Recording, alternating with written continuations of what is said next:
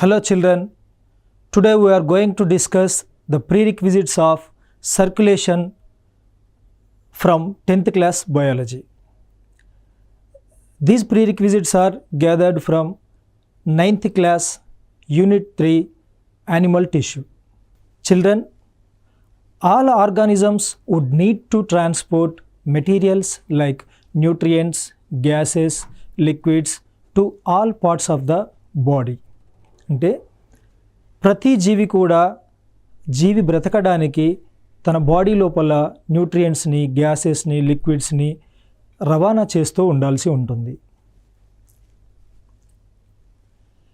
In organisms like amoeba, hydra etcetera, all the materials are transported through simple process like diffusion and osmosis.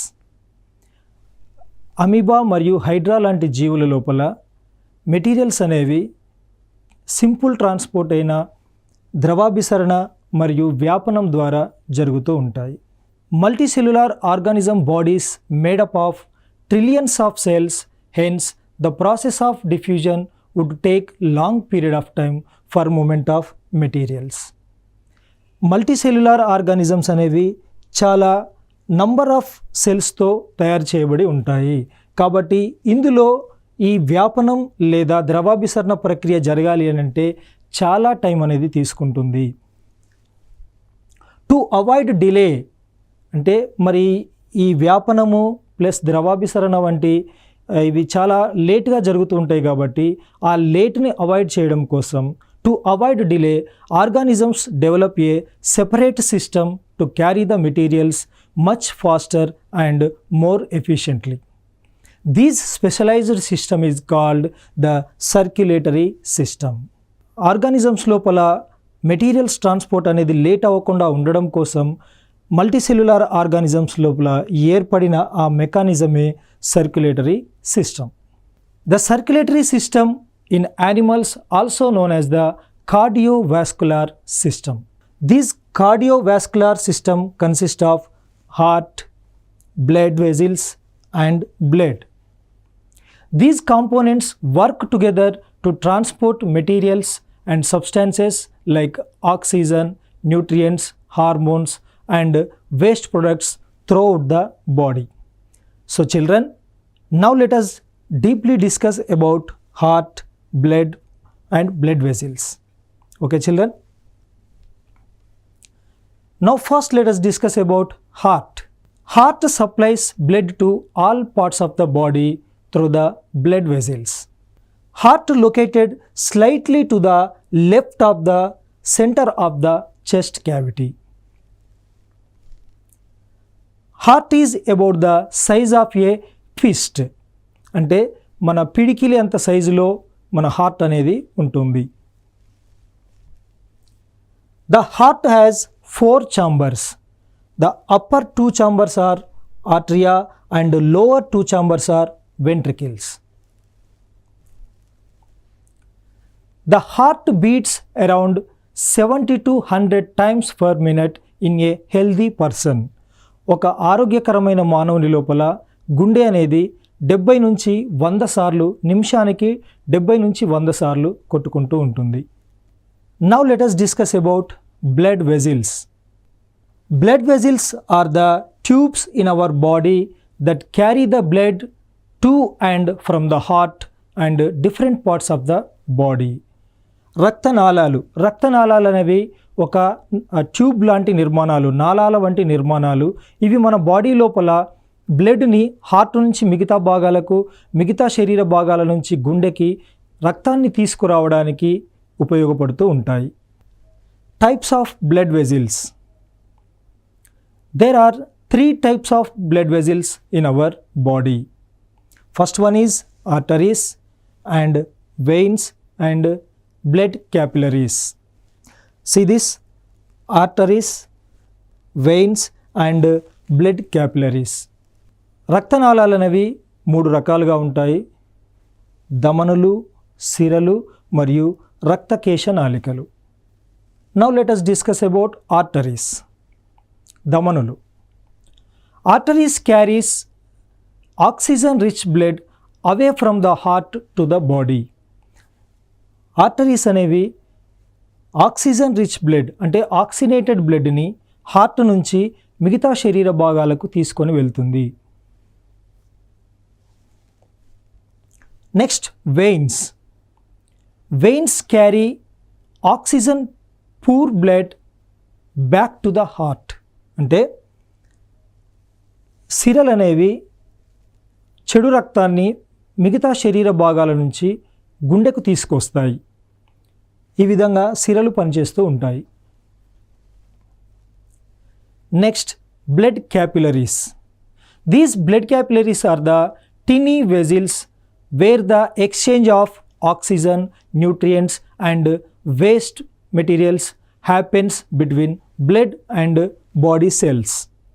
Blood capillaries అనేవి చాలా సన్నగా చిన్నగా ఉంటాయి. ఇవి డైరెక్ట్గా టిష్యూస్లోకి ఆక్సిజన్ కానీ మెటీరియల్స్ని కానీ న్యూట్రియంట్స్ని కానీ రవాణా చేయడానికి ఈ బ్లడ్ క్యాపిలరీస్ అనేవి ఉపయోగపడుతూ ఉంటాయి. బ్లడ్ క్యాపిలరీస్ అనేవి డైరెక్ట్గా టిష్యూస్తో కనెక్ట్ అయి ఉంటాయి. The exchange of oxygen, nutrients and waste material takes place in the capillaries only. Now let us discuss about blood. Blood is a fluid tissue.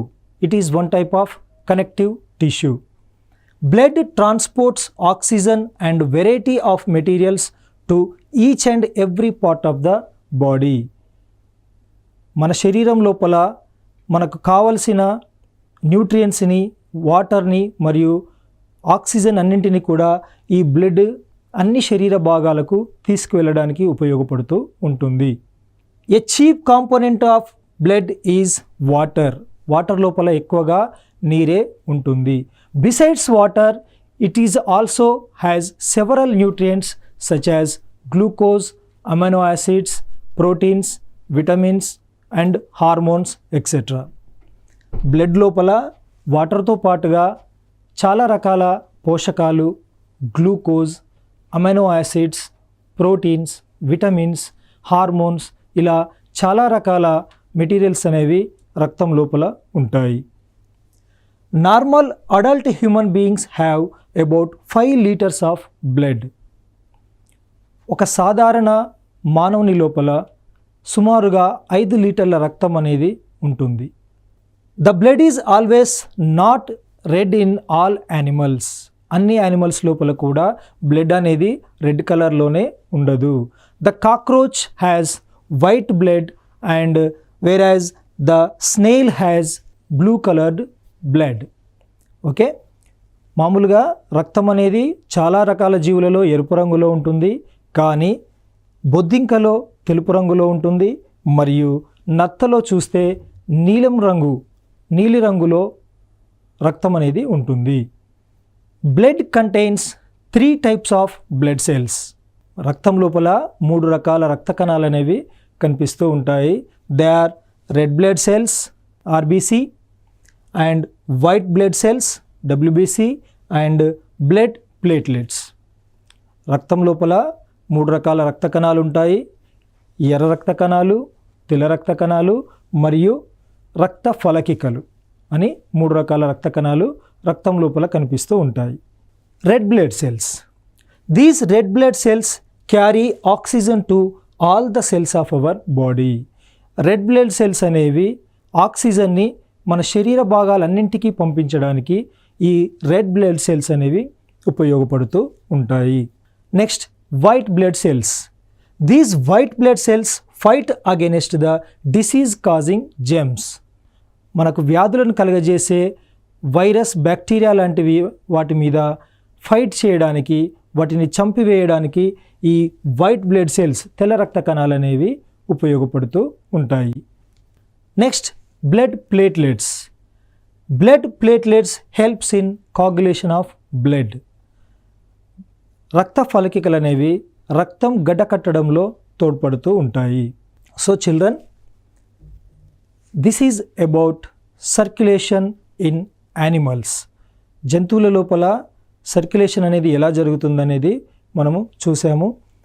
Heart, blood vessels and blood, ఈ మూడిటి కోఆర్డినేషన్స్తో మన body లోపల water, nutrients, oxygen అన్నీ కూడా మిగతా భాగాలన్నింటికి సరఫరా అవుతూ ఉంటాయి. Okay children.